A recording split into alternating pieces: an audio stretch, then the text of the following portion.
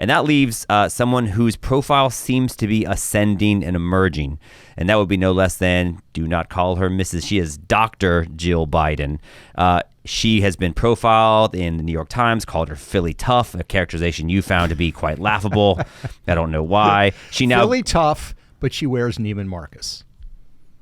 You're the clothes guy. I don't know what that. I'm still trying to figure out the Stalingrad reference. So, but she's been stumping now by herself. She traveled to give a speech on her own in North Carolina, and as you noted, the day after the debate in which Joe Biden was seemingly kind of, for lack of a better term, pantsed in front of the country, she's on the cover of Vogue, looking quite glamorous. And what did the phrase on the cover of the magazine say? We will decide the future. So you feel like she is enjoying this moment. And you also noted, I think you should talk about this. This is not the first time a first lady has had more power because of the physical decline of her husband.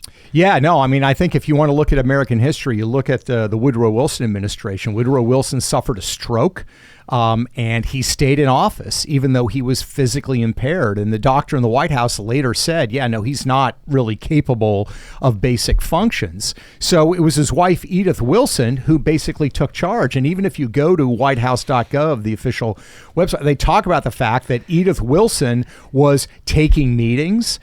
She was making decisions. She was making staff decisions. She was making policy decisions. And what's interesting is historians say that in 1920, Woodrow Wilson and his wife wanted him to run for a third term. He'd now had a stroke for 2 years. She had effectively been running things for 2 years.